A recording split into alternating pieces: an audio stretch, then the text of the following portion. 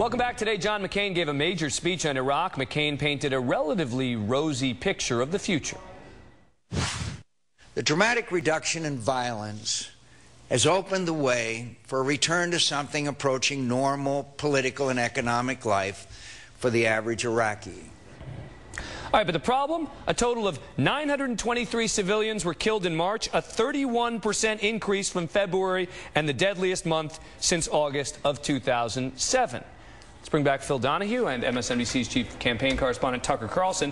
I mean, Tucker, does McCain have a numbers problem here? I mean, looking at what's happening in Iraq, the position he's taking is things are better, things are improving, and yet when you look at the numbers, it doesn't back him up. Well, I think he's got a philosophical problem. I mean, I don't think the measure of success in Iraq is the well-being of the Iraqi people, though that's a good thing, not arguing against it. But spend some time in Iraq and you understand it's a very complicated country and it has been for a long time. The war's made it worse. But the idea that it's our job to bring peace and security to Iraq, our job is to protect our interests. That's every country's job. That's what foreign policy is. I do think that the anti-war people, just to keep their own credibility alive, need to acknowledge that violence against U.S. troops has lessened. I mean, it doesn't justify the war, but it's happening, and it's important to say so. Otherwise, you know, you seem disconnected from reality. We're not there to improve the lives of the Iraqi citizen? I don't believe that's our job. Well, then you're going to have to check all those comments by the president over these That's right, past and 5 he's years. wrong. I agree with that. I see. Well, and not only do you believe the president is wrong, I think, unless there's something wrong with my earpiece, I think you said I was thoughtful. I don't know how I can handle the love here. This is, after all these years of being told I don't love the troops and that I'm, along with a lot of other people, you know, we're saying we love America more than the bomb throwers. We believe in the Bill of Rights. This radical crowd, you know, free speech is kind of a quaint idea. It's really not very practical. What we see in our film is what a president can do if he scares the people. The politics of fear. Do you feel vindicated? Works. I don't feel vindicated at all. And first of all, you know, we had 10 people die the last 2 days. We have 4,000. By the way, you can't take pictures of the coffins, and the entire mainstream media said, okay. Every major metropolitan newspaper in this country supported this war. That's what you get with a corporate media. It was not good for business to oppose this war. It was an economic prejudice against it. But isn't it possible that people were afraid post 9/11, that people were fearful, that it wasn't that they were just being slaves to their corporate, that they were scared? Maybe, as it turns out that the reaction wasn't the right one. But isn't it possible that it wasn't corporate fear? It is possible that this administration wanted to have a merry little war. The aircraft carrier stunt proves that. And why not let the UN inspectors finish their job? They didn't do that. Let's play another piece of sound from John McCain today talking about what he wants, and this is part of Phil's movie, what he wants for the troops when they come home. We owe them compassion, knowledge, and hands-on care in their transition to civilian life. We owe them training, rehabilitation, and education. They should never be deprived of quality medical care and mental health care coverage for illness or injury incurred as a result of their service to our nation. Tucker, any hypocrisy in McCain then, when asked about this new GI Bill, he says, I've not had a chance to examine it carefully. It seems to me it's a good thing to do, but I haven't examined the bill with the care that it needs. I mean, he's not supporting the same GI Bill that a lot of Republicans are supporting.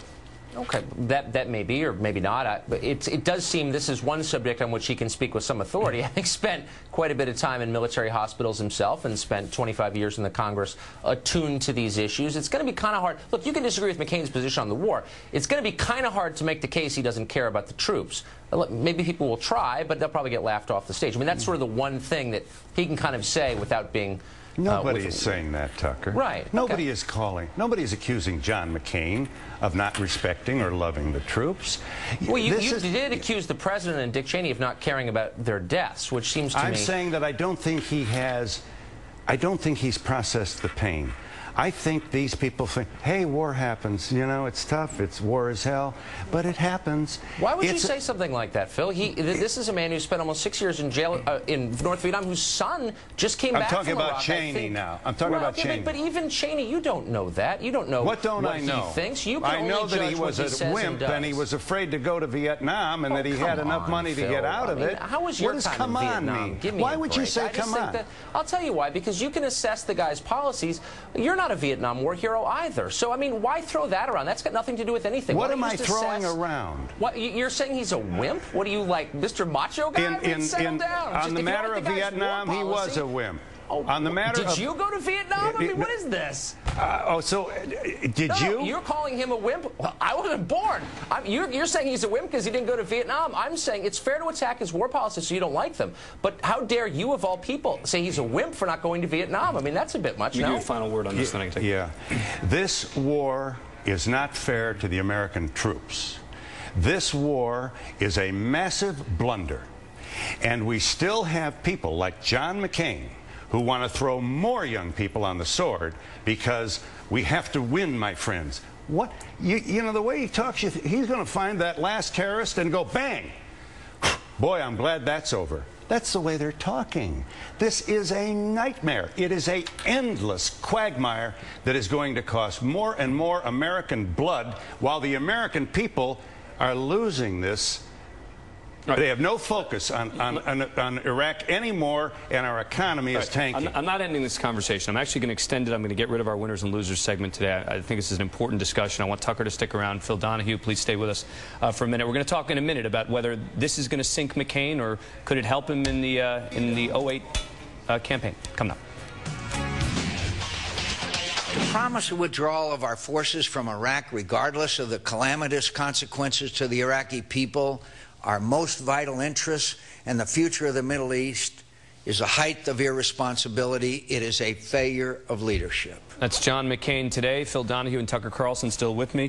Phil, look, that's going to be the campaign. That is going to be John McCain's position on Iraq. Yes, it is.